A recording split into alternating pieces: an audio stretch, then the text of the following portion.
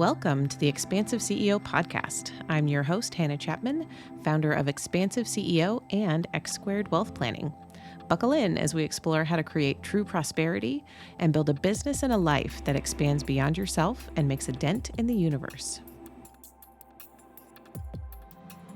Welcome, everyone, to this episode of the Expansive CEO podcast. I am your host, Hannah Chapman, and I am here today with some really, really good information. I'm super excited for this conversation and to share it with you because we're going to talk about PR and how to create your own personal brand. So I am here with Katrina Owens. She's a personal branding and public relations consultant, and she helps business owners create famous personal brands, which I know my audience absolutely needs. So, Katrina, thank you so much for being here. I'm so excited to talk to you.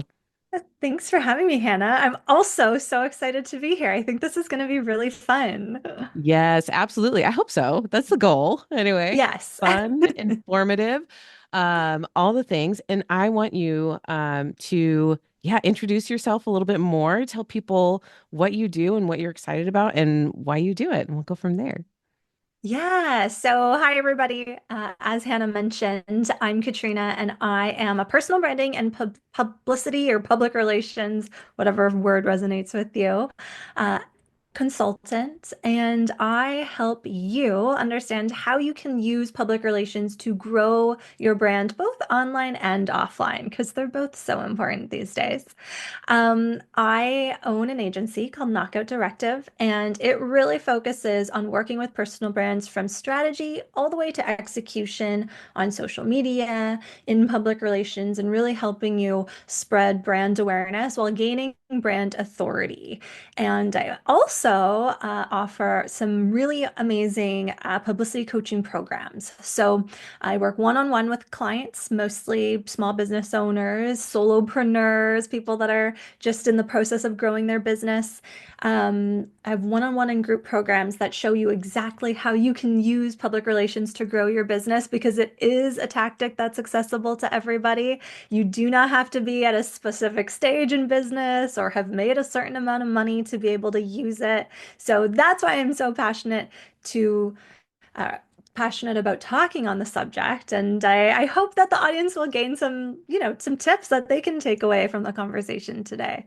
Oh, absolutely. Absolutely. I wanted to um, kind of focus in on one PR, right? And why it's important. And then from your perspective, why it's important to really develop a personal brand nowadays. I have so many thoughts around this. And I would say from my experience, I really built my businesses around my personal brand. Like Yeah. that has been what has drawn people to me, drawn the right people to me, to be specific, Yeah. not just anyone, but the people that actually I resonate with me, like that we're a good fit to work together.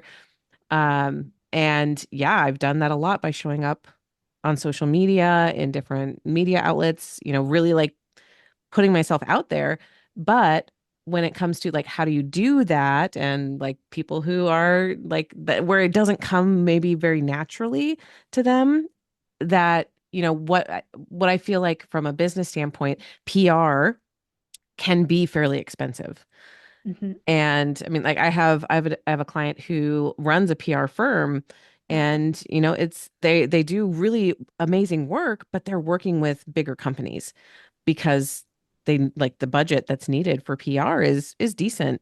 Yeah. So when we're talking with small business owners and solopreneurs, or someone with a couple employees, but they don't have 10-15 million dollars of revenue that they can then cut off a chunk of that to put towards PR and marketing.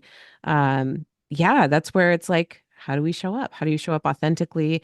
How do you build that personal brand? Um, and I think to start, so before the how, can you talk to the why? Why is it important to build the personal brand? Yeah, so I think we have all heard it by now, this phrase that we all say, people buy from people. But I think that's more true now than ever before because we've grown into this internet age where you can buy things at a click of a button. People feel comforted or protected by their credit cards, so they're maybe quicker to make some purchasing decisions. But at the end of the day, there's so much saturation. There are so many options. You're not limited to, the service providers that are in your local community anymore. You can work with anybody across the country, across the world. So really leaning into your personal brand as a connection point to your ideal client and their values and the things that they want, and even just like working styles makes your life as a business owner so much better because now you're going to attract ideal clients that value you for your work. So it's not this like, someone's coming in asking you like, okay, I want this service, how much is it? And then trying to cut your prices down or ask for a discount. These are people that respect you for your work and want to work with you because you're you. Maybe you have a shared sense of humor. Maybe you like cheer for the same football team. There are so many reasons why someone might decide to work with you over someone else, and it's no longer just based on like the quality of your work. Obviously, that's one thing, but when we look at all of the service providers we can choose from, there's so many high qualified professionals out there. Like we could choose to work with, anyone and they'd probably achieve maybe the same or similar results depending on what we're looking for and what the service is. So now it's time to set ourselves apart in a way that goes beyond just like, here are some pictures of me. It's like, here are some pictures of me. Here's me talking to you through social media so you can get a feeling for what I'm like, how we might work together.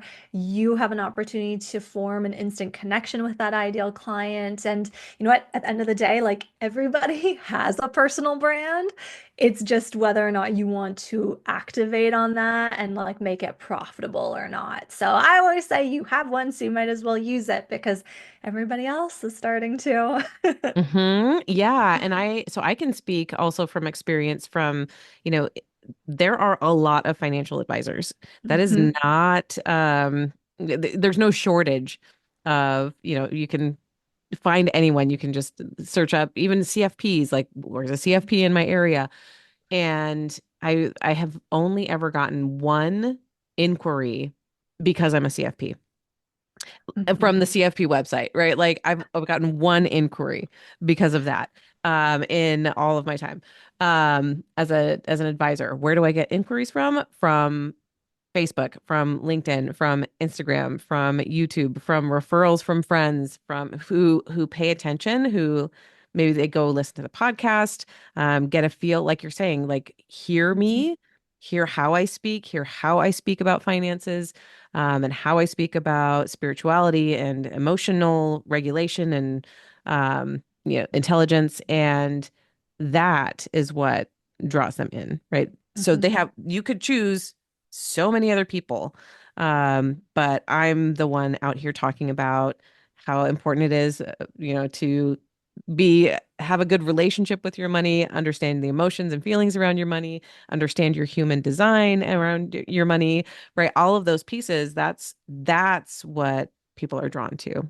Yes, absolutely. And I think, if we want to have long-lasting relationships with our clients, and like who doesn't, because that's only good for our business, having that deeper connection is so important. Like all of my long-standing clients are people that I like truly deeply respect and have like deeper friendships with because at the end of the day, like that's the best way to do business. Like it's not just especially for someone like you or I, like we're not just selling like a $20 hand cream, it Right. is an investment to work with someone like me, with someone like you. So, especially for service providers that are building their businesses and want to be able to charge their worth and continue to increase their prices, you really need to have a deeper connection with your clients and build that trust. And the trust is built through the performance of your work, but also in so many other ways too.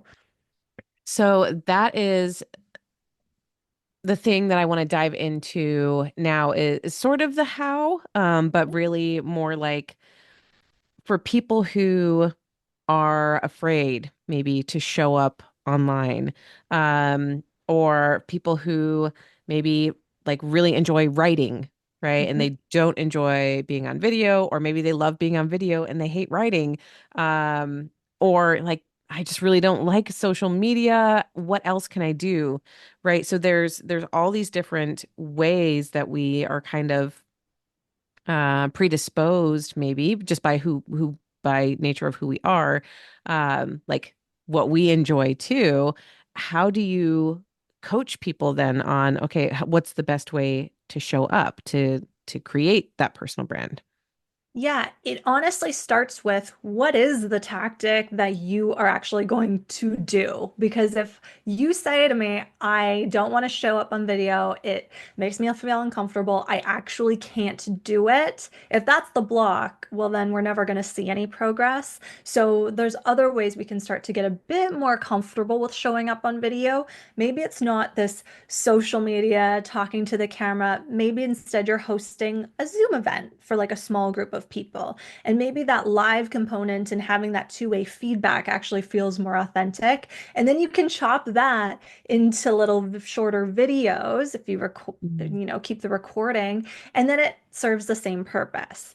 Now, if that also makes you feel uncomfortable and you want to stay in the writing zone, you can too. Like, that's not a problem at all. There's places like Substack or even like LinkedIn and Threads is like really growing in popularity.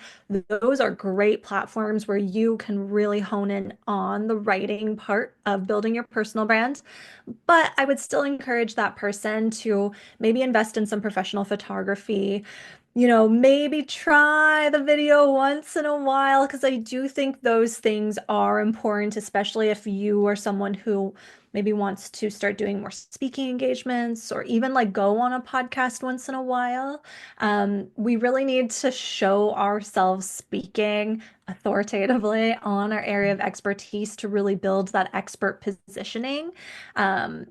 Especially in the day of chat GPT and AI, where writing is so assisted, there really is a benefit and a power to like speaking and showing that, I don't just write on this. I can actually hold my ground and talk about the subject matter that I'm an expert on. So while there are ways, I call it PR for introverts, there are some ways we can make PR less exhausting.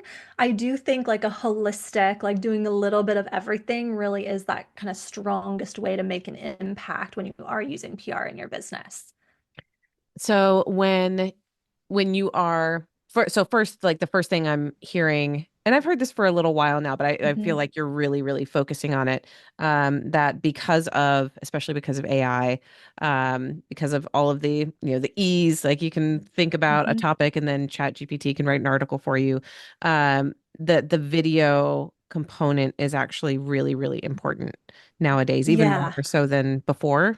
Is that right? Yes, like in my soul, yes. I know that makes a lot of people uncomfortable, but if someone was to come to me and say, I feel like I'm posting consistently on social media and I'm still not really attracting PR opportunities like I want to, or I'm not really seeing the business growth I want to, I would say that not having that video is generally the gap. Like that is the difference between like building up your authority as an expert and, kind of staying more behind the scenes, which is unfortunate because, there is this resistance to filming ourselves talking. But I actually think the more that we see other people doing it, the more we can take comfort in the fact that it doesn't have to be this big, scary thing. Like if we all do it, and, there's so many videos out there where people are either like doing it like this at their desk, or they're in their car, or they're, you know, no makeup, makeup, like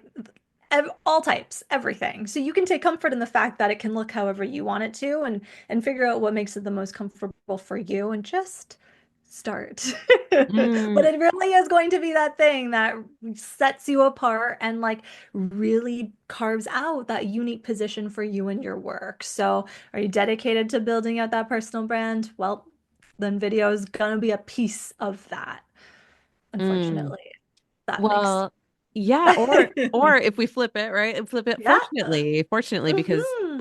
if especially you might not be like looking for PR if you're not also looking for, opportunities to speak on stages, opportunities to get in front of more people, opportunities for podcasts, right? A lot of that, like if you're not looking for any of that, you might not care about PR, right? Yeah, you might not. And, why we should care about PR? Well, it does like two really cool things for our business. So it helps us grow brand awareness. So we hear it all the time. People are frustrated with the algorithm on social media. So when we think about the algorithm, it's like dominoes. So someone likes our post, and then maybe that means we show up on the explore page of one of their friends because there's a mutual connection. So it's kind of like dominoes when it comes to growing an audience online.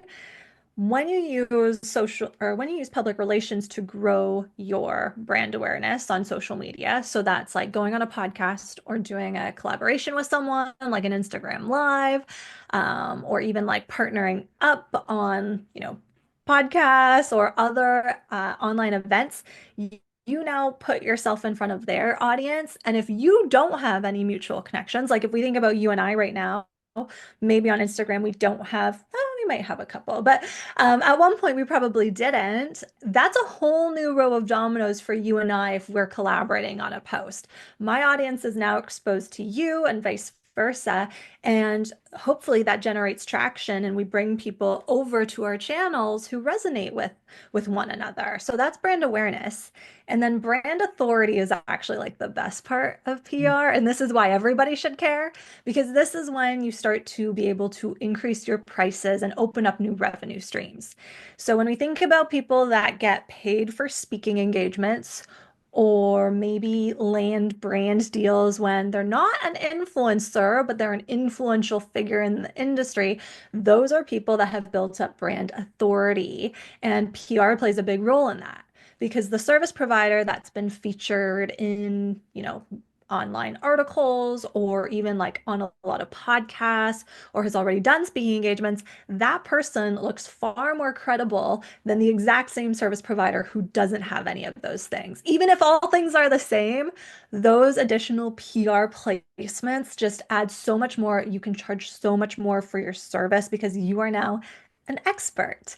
So I think we should all care about PR simply for brand authority because I think it, talk about financial planning. It really is the ability to, position your business as a leader in the industry and start to secure more wealth for yourself. Yeah, absolutely. I definitely see that. I mean, I've seen it play out for myself. Yeah. But also, with clients who are looking for that, who want to, you niche down more, maybe, or again, just like have more brand authority. I love that Hmm. term, so that when they are working on raising prices, I've had many clients who have done this. Like the rate raising your rates can be one of the most triggering things that you do as a business owner from a money story perspective, right? There's so much that comes up when you're Hmm. working on raising your rates. Um, and having that authority in the space, it helps from both sides. Like Yeah. you feeling, okay, this is good. I am capable and worthy of charging these different prices. And then you have people coming to you because of these things that you've done. I'm thinking, of a client that I have that has written a book and is writing another one and has people, like contact him from the book, and Mm. it's still, like he says, it's still kind of wild. Yes. But they're seeing him from other places, Yeah. showing up online and other opportunities as well. And then the book is another layer of authority, Hmm. right? Hmm. To kind of add to the um that the stage that's set, basically. Yeah, yeah, yeah. I love brand authority. To me, that's like the sexiest part of using PR in your business because it's like, even though it can be so hard to like raise your rates, that is an external validation that really helps you move through that. And, when you have to maybe you don't even really have to explain it to clients. That's such a visual because you put the as seen in banner on your website and you have social media content of your media placements. You have footage of you speaking. That is like such a visual of an expert. And when someone goes to your website or inquires about what it would be like to work with you cost-wise, they've already kind of realized like I'm dealing with an expert here. So there's something inside them that knows that they're not going to be paying like pennies for your services. So I think it helps, yeah, on all fronts, like for you and also like externally for people coming to you. Hmm. Yeah, the thought that was coming up as you were talking was like the sense of how we show up. And so this goes back to like showing up on video, positioning yourself as an expert, as an authority. One of the things, um, and I'm gonna bring in just a little bit of human design here. What I've noticed, so I'm a manifesting generator. I talk about it pretty frequently, and a lot of different interests. Come to mind. And I am not someone, I dive in deep. I know a lot about what I know. But at the same time, I have a wide range of interests. Mhm. And so I have always had a hard time when, like the recommendation is like, have one message and stick to it, or, have your 3 or 4 pillars and just keep talking because people need to hear the same thing over and over. I get it. I do that in some ways, Mhm. right? Like that exists in my social media in some ways. But at the same time, I also find that people really engage with things that are more humanizing. So for example, in November, we're recording this in November right now. I love November. I love Thanksgiving. So I'm doing 30 days of gratitude. Mm. And so I'm posting every day something I'm grateful about. And it's not all work related. It's not all around my normal, brand pillars. Yesterday I posted about my dogs who are hilarious. And I'm grateful for them. And that kind of thing also gets a lot of attention, which Mhm. then filters through, you know, one, they're getting to see more of just who I am, like you were saying before, that Yep. connection piece. But then it's also hopefully sparking, more people seeing that and then looking at the rest of what I do and what I have out there. So what is your take on how on message things should be, or how much you should show of yourself? Yeah, do you get what I'm asking? Totally. I Okay. love talking about this actually. So, really important to remember that your personal brand is not your personal life. So, that actually is quite comforting for people because I say, hey, it's time to build a personal brand, they think I am asking them to air like their entire like life story, problems, the whole thing on the internet. And actually, don't. I think there's a time and a place for sharing like more emotional or like connectivity pieces. But at the end of the day, when I talk about a profitable personal brand, it really is like putting your business at the core of it. So your business is, whatever you're using to drive revenue to right now. So when you use your personal brand to drive business to your entities, that could also be setting up revenue streams as a paid speaker, these brand partnerships, that kind of thing. But at the end of the day, like keeping that kind of business at the forefront and what makes you different as a service provider is really important as a key message. But all of these other pieces, like the special pieces about ourselves that we use to tell the story, are also like, I call them like supporting actors. Like they are really important pieces. Like for me, for example, I'm really big into golf. So golf doesn't directly feed like my business as Knockout Directive. I do actually have like a side golf business, but the success of that golf business actually came from sharing my journey learning to golf on my personal brand. And then I was able to bring people over to this other revenue stream. So that's when we're like keeping it tied to the business. If we're bringing in other pieces like talking about our dogs, because people love to see my dogs too, or even like our partners, or if we're moms, our kids. For that, it's like however much you're comfortable with, but I would say like err on the side of once in a while. We don't need to make that the core of the story because then it takes away from the business side of Mm. things. But if we break it down into social media, it's like, okay, on Instagram, I always say Instagram stories are the perfect place to show all these really personal tidbits because they don't live permanently on the feed. They disappear after 24 hours. And like the people that are watching our Instagram stories are generally the people that are really tied to those pieces of us to begin with. And that's great. On LinkedIn, I see it myself. I actually get so frustrated about it. The personal stuff does way better than like when I'm trying to share important information about personal branding and PR. And I get so frustrated with that. But I still think having a balance is important. So if I share something personal, it usually blows up engagement wise and it's so great. And then I share something like 2 days later and it's crickets. And I'm like, the two are important because if someone comes across our profile and is kind of assessing us from a service provider standpoint, like maybe they want to work with us, I think it's great for them to see both sides. So, really just maintaining that balance, but you are also allowed to like have a veil of mysteriousness on things. Like if you don't want to talk about your relationship or your partner, bring them into the fold, you don't have to.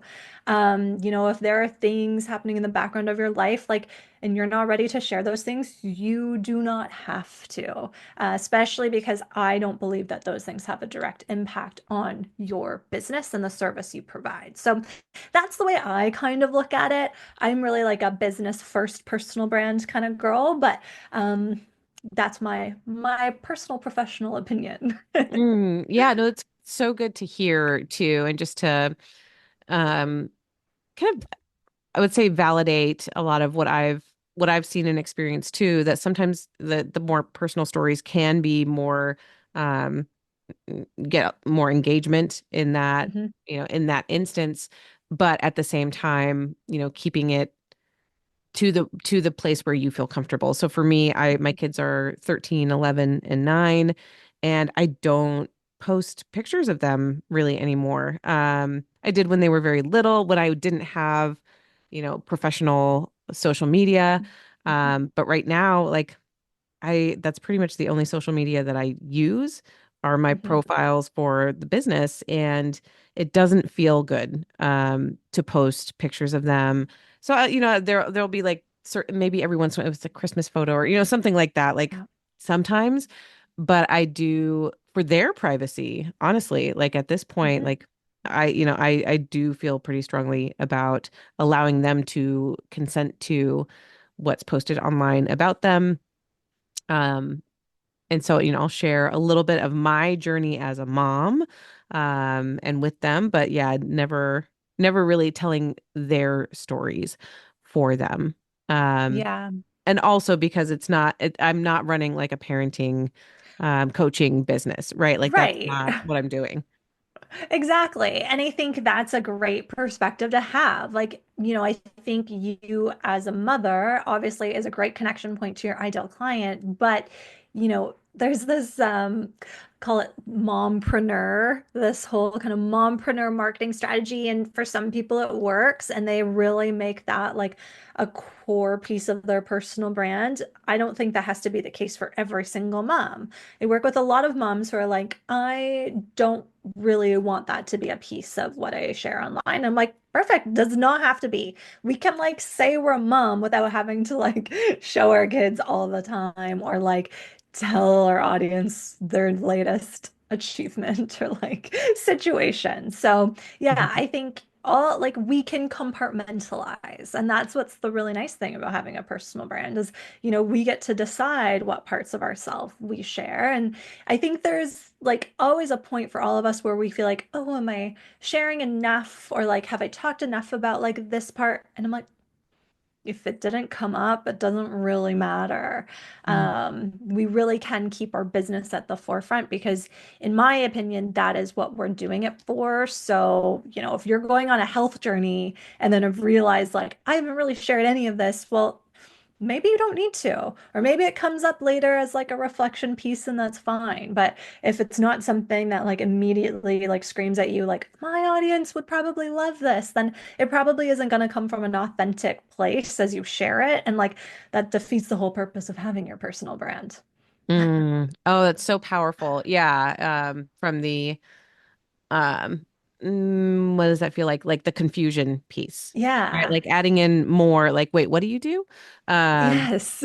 like, hold on. So are you a health coach? What's happening? Yeah, exactly. So for me, it's really important. It's like if the business offering has to be clear, like it needs to be clear, like what you are selling, like how you serve people, because that's what we're doing this for, or at least, when clients work with me, that's the point. We're building your personal brand so you can make more money in your business, have other revenue streams, become a speaker, those type of things. So if the business offering isn't clear, then that's the problem. But people don't need to know these other parts of us if it's not pertinent to the situation. And so when we are looking at the different social media platforms, and I will totally raise my hand and say I'm guilty of this because I Okay. don't have a lot of time. Or I haven't wanted to commit to like doing something different for every single platform.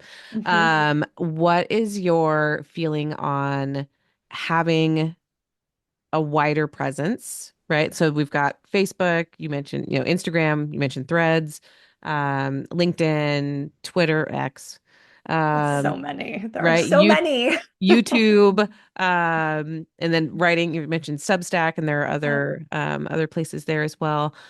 Where do you th- where do you think there's the most impact, or does it depend on the business? Um, and like, yeah, how important is it to really like cater to each algorithm separately?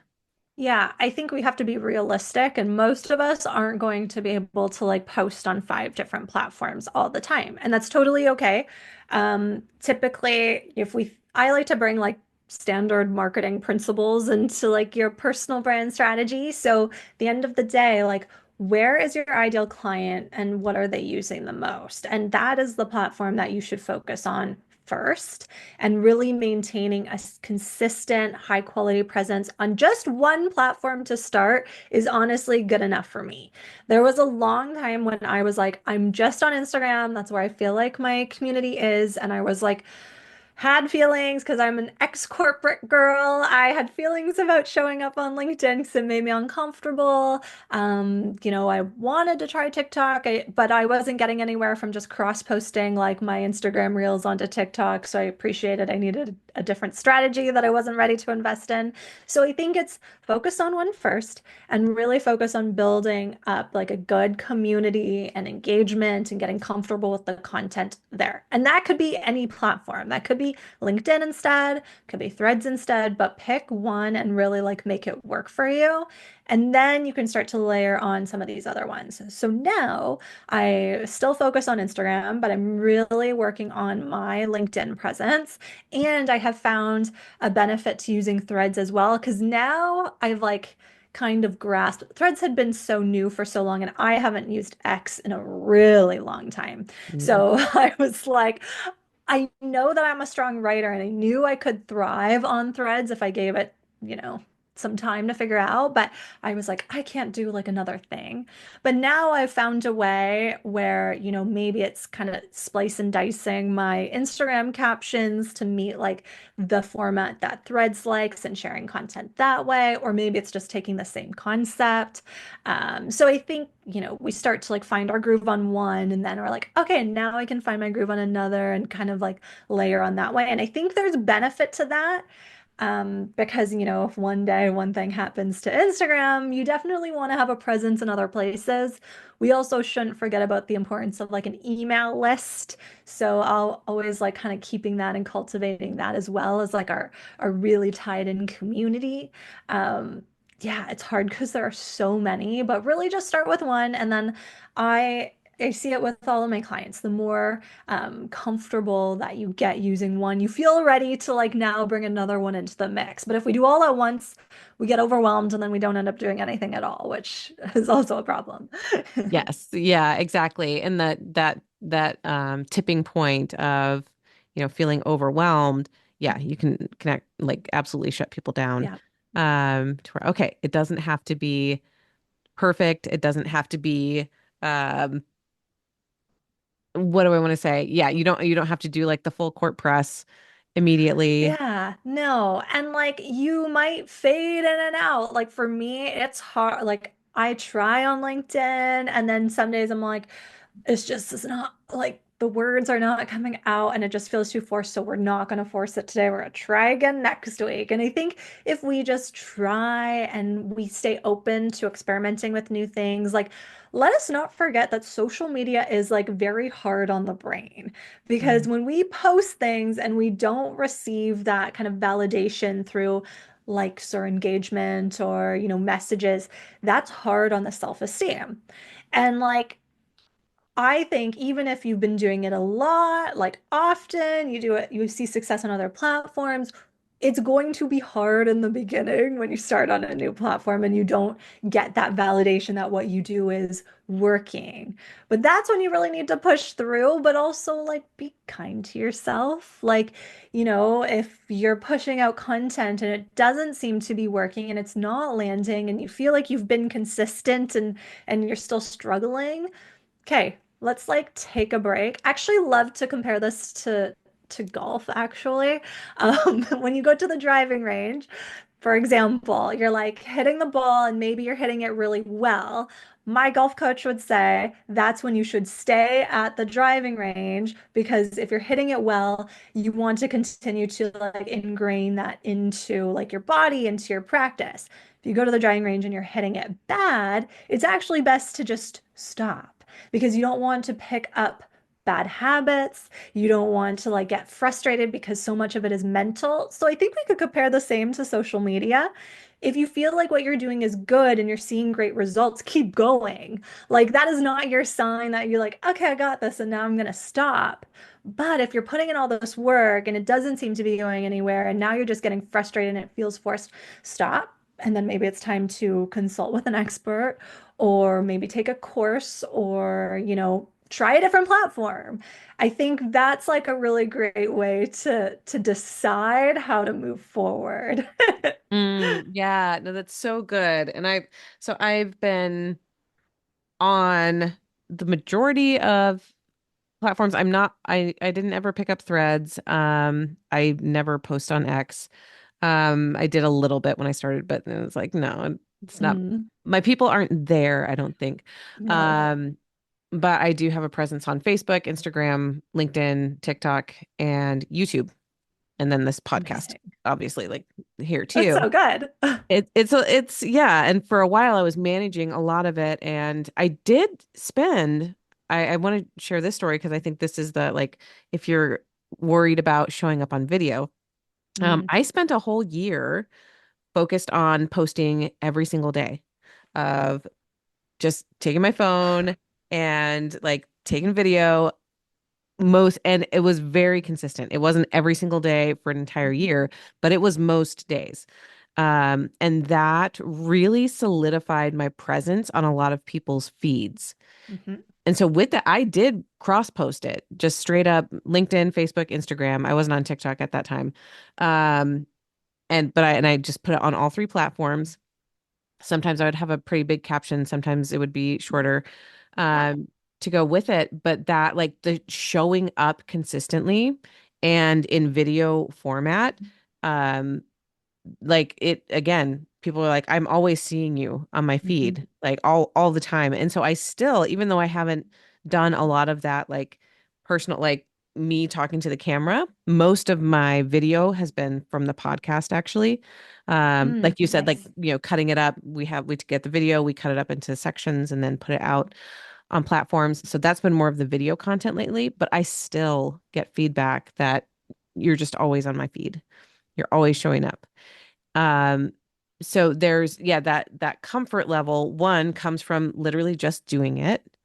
Mhm. And two, it is like you will see results if you try consistently, Yeah. and just keep showing up.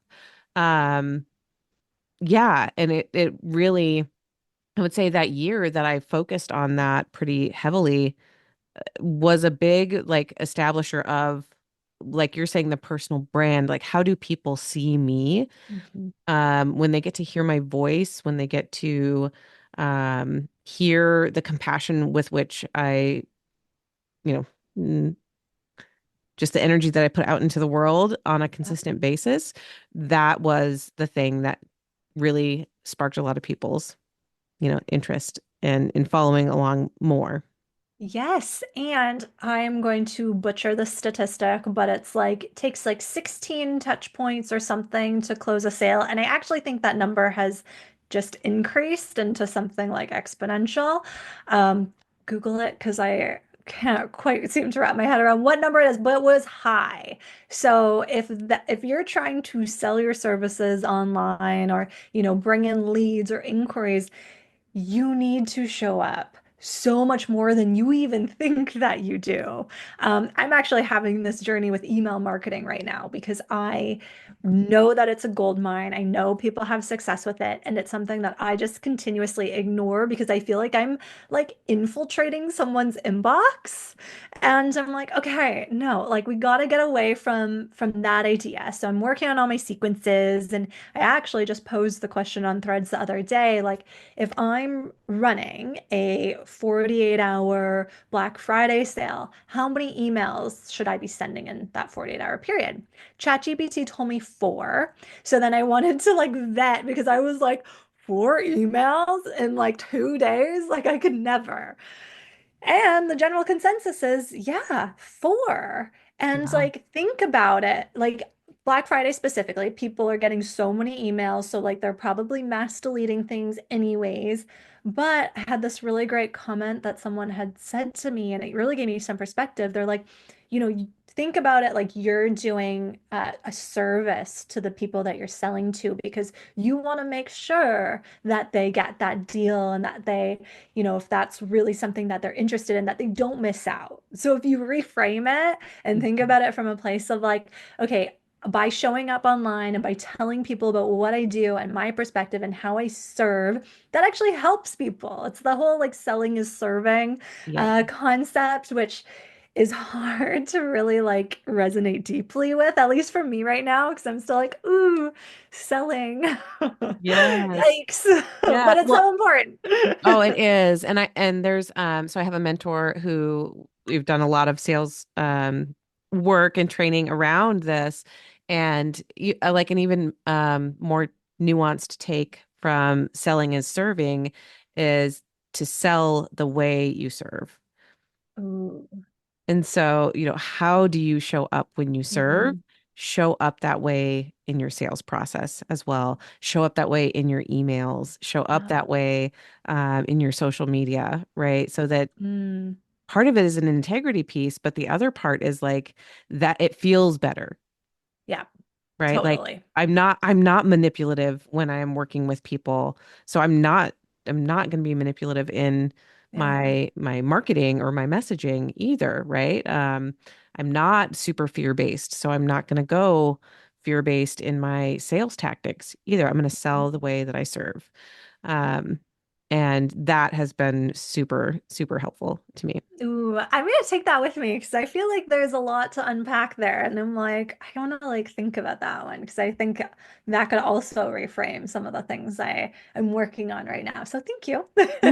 You're welcome. I love that. Well, I want to make sure you have time to tell us where people can get a hold of you if they've been listening to this whole conversation. They're like, okay, great. That was like a million awesome tips, but how, like, help, you can help people with this. So where do they go to find that help that they need? Yeah, so I'm Katrina Owens. So you can find me at Knockout Directive on Instagram and on Threads. I'm Katrina Owens on LinkedIn, and I work with business owners throughout their entire journey in their personal brand. So even if you don't have a personal brand yet, but you want one, I have some ways we can work together to get that up and running. And then I have some publicity coaching programs and more done for you PR services that can help you throughout your journey. So whether you've been in business for a year or 5 or 20, I got something for you. But it's really focused on making you feel famous for the work that you do because it's so important and people need to know about it. So we got to tell them. Oh, amazing. And so any of the links that you need, those will be down in the show notes. So look for those there. And Katrina, I have so enjoyed this conversation. Thank you so much for being here. Yes, thanks for having me, Hannah. This was awesome. That's it for this episode. Thanks for listening and be sure to like and subscribe. And again, if anything resonated with you from this episode, I would love to hear from you. Email me at Hannah, HANNAH, at expansiveceo.com and tell me about it. And if you're ready for your greatest expansion, you can find ways to work with me at expansiveceo.com and at x2wealthplanning.com. That's X, the numeral 2, wealthplanning.com. So until next time, remember that there is enough, you are enough, and your birthright in this lifetime is to be expansive.